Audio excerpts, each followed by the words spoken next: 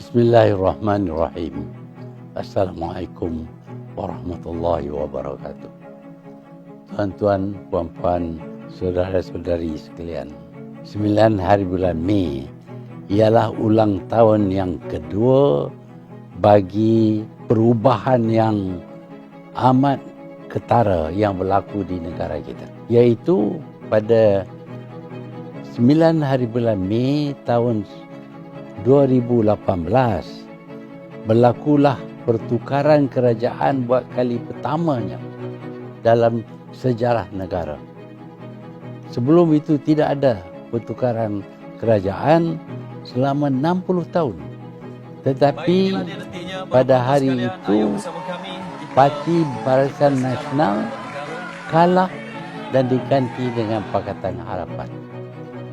Ini sesuatu yang berlaku dengan menukar segala keadaan di dalam negara kita. Kerana yang kita tahu selama 60 tahun ialah kerajaan Barisan Nasional. Kenapakah dia berlaku? Dia ni berlaku kerana Barisan Nasional yang dipimpin oleh UMNO sudah lari daripada perjuangannya. UMNO ditubuh untuk melindungi bangsa, agama dan tanah air. Itu secara umumnya. Tetapi kita dapati apabila ada pertukaran pemimpin, kita dapati bahawa perjuangan ini sudah bertukar corak. Tidak lagi untuk bangsa, negara dan agama, tetapi untuk memberi tempat yang baik, yang kuat bagi pemimpin saja. Pemimpin yang ke-6 bahkan lebih teruk lagi. Pemimpin ini curi duit dan sekarang ini dihadap ke mahkamah. Dia hanya menggunakan wang untuk dapat pengaruh. Dia percaya bahawa wang itu raja. Jadi perjuangan UMNO sudah tidak diteruskan oleh parti UMNO sendiri melalui Barisan Nasional. Jelas sekali bahawa rakyat kecewa. Dan rakyat buat kali pertamanya tidak memilih Barisan Nasional. Buat kali pertama rakyat pilih parti lawan, iaitu parti gabungan antara Keadilan, Amanah, DAP dan Bersatu. Rakyat pilih parti ini. Tidak ada soal apakah keburukan parti ini, tetapi yang mereka tahu ialah gabungan parti lawan ini bertujuan untuk menjatuhkan kerajaan BN pimpinan Datuk Seri Najib. Inilah yang berlaku pada 9 hari bulan. Dan Pakatan Harapan pun mengambil alih menubuh kerajaan lengkap dengan kabinet dan menteri-menteri, timbalan menteri, dan kita juga buang banyak daripada pegawai yang terlibat dengan rasuah. Kita bersihkan jentera kerajaan, kita uruskan hutang 1 trilion itu supaya kita tak jadi bankrupt, dan kita juga membetulkan dasar-dasar perjuangan kerajaan Malaysia. Itu yang dilakukan.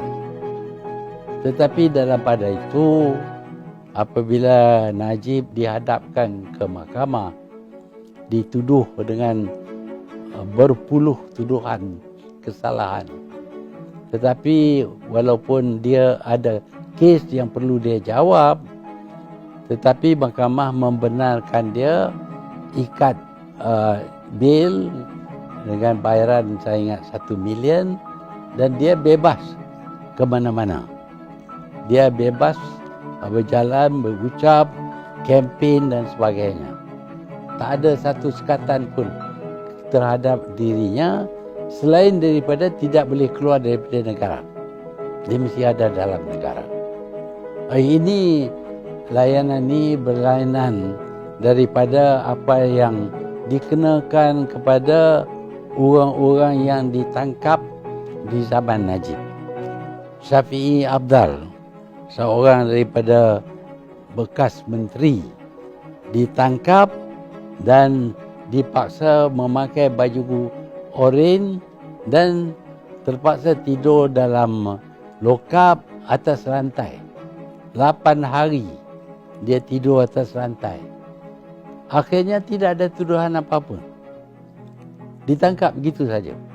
Tetapi Najib bebas, boleh berkempen, dan entah macam mana orang ramai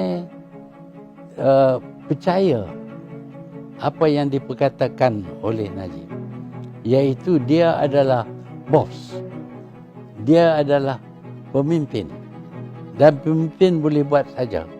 Sehingga ada perkataan yang dikeluarkan, iaitu itu bos, apa nak malu? Kalau bos curi pun tak malu. Jadi tak ada apalah. Jadi ada orang yang terus sokong Najib. Itu dia berada dalam parti yang kalah lah. Jadi dia cuba memperkenalkan apa yang dikatakan Kerajaan Melayu Islam. Dulu tak pernah cakap masa ini. Sekarang ini dia cadang untuk mengadakan Kerajaan Melayu Islam. Dan kerajaan ini berbeza dengan Pakatan Harapan, kerana ada orang bukan Islam dalam Pakatan Harapan, khususnya DAP. Jadi DAP ini dikatakan akan menghancurkan orang Melayu kalau mereka berada dalam kerajaan. Sebab itu mereka perlu dikalahkan dengan cara mengalahkan Pakatan Harapan. Ialah akhirnya ada orang daripada Bersatu sendiri yang sanggup sokong Datuk Seri Najib, yang sanggup untuk bekerjasama dengan Datuk Seri Najib. Dengan itu Bersatu ini berpecah. Sebahagian percaya bahawa kita keluar daripada Pakatan Harapan dan kita bersama dengan Datuk Seri Najib. Dan jatuhlah Pakatan Harapan dan tertubuhlah kerajaan yang kadang-kadang dikenali sebagai Perikatan Nasional, PN, Perikatan Nasional. Hari ini kita diberitahu oleh UMNO bahawa tidak pernah mereka janji untuk ada satu coalition bersama dengan Bersatu. Mereka hanya sokong Muhyiddin sebagai Perdana Menteri, guna untuk menjatuhkan Kerajaan Pakatan Harapan. Itulah sahaja sokongan yang diberi. Gunanya sokongan ini secara individu. UMNO tidak sokong. UMNO sendirinya mempunyai pendirian lain, iaitu mereka tidak ada dalam Perikatan Nasional ini, dan Perikatan Nasional ini tidak wujud sama sekali, tidak pun didaftar. Jadi saya hairanlah apa dianya kerajaan Muhyiddin ini. Kalau nak kata kerajaan Perikatan Nasional tidak ada. Tetapi kalau kita dapati dalam mesyuarat Dewan, tidak ada sokongan majoriti, bermakna dia tidak berhak menjadi Perdana Menteri. Untuk elak daripada itu, dia tidak benarkan kita mesyuarat dan buat mesyuarat 1 hari saja, tak bagi bawa usul. Jadi ini menyekat proses demokrasi. Biasanya kalau seseorang itu dilantik sebagai Perdana Menteri, dia dilantik oleh raja yang percaya bahawa dia mempunyai sokongan majoriti daripada wakil rakyat. Saya berpendapat bahawa demokrasi kita ni terhakis. Demokrasi bermakna rakyat yang menentukan nasib mereka melalui pelantikan wakil-wakil mereka, dan wakil-wakil mereka lah yang akan tentukan sama ada seseorang itu dipilih menjadi Perdana Menteri ataupun tidak. Tetapi dengan tidak adanya mesyuarat, Dewan tidak boleh menentukan kedudukan Tan Sri Muhyiddin. Ini tidak demokratik. Kalau dahulu kerajaan Najib dikatakan kerajaan pencuri, kleptokrasi. Kerajaan Muhyiddin ini yang tidak memberi peluang kita berbahas dalam parlimen, bukan lagi kerajaan demokratik, tetapi separuh dictatorship. Inilah yang dilakukan secara tidak langsung. Saya harap rakyat faham apa yang berlaku. Bagi ahli-ahli bersatu, saya nak peringat mereka. Apabila mereka memecah jadi dua faction, satu faksi itu menyokong Muhyiddin untuk tubuh kerajaan, harus sudah bahawa janji Muhyiddin untuk mengadakan satu coalition dengan parti UMNO dan PAS tidak ada, tak wujud. Itu yang kita harap. Dan Bersatu punya harapan, apabila datang pilihan raya, kita akan bertanding sebagai coalition yang mana UMNO tidak akan mencabar di kawasan-kawasan yang Bersatu bertanding. Tapi sekarang ini UMNO berkata kami akan bertanding di semua kawasan biasa kami, termasuk yang diduduki oleh Parti Bersatu dan bekas-bekas UMNO yang keluar daripada UMNO. Jadi apa kedudukan Bersatu? Di satu pihak mereka tak dapat sokongan daripada UMNO, di pihak yang lain mereka juga tidak dapat sokongan daripada Parti Pakatan Harapan. Jadi tinggal Bersatu ini terkunting-kunting. Tak ada daratan, tak tahu di mana.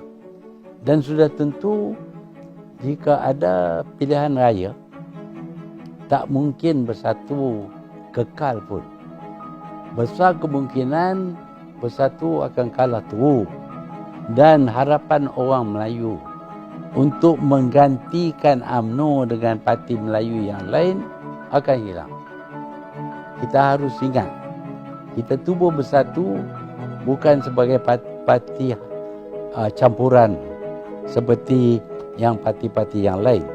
Kita tubuh Bersatu untuk orang Melayu dan Bumi Putera. Sebabnya kerana UMNO tidak lagi mengutamakan Melayu dan Bumi Putera. Itu sebabnya yang kita tubuh Bersatu.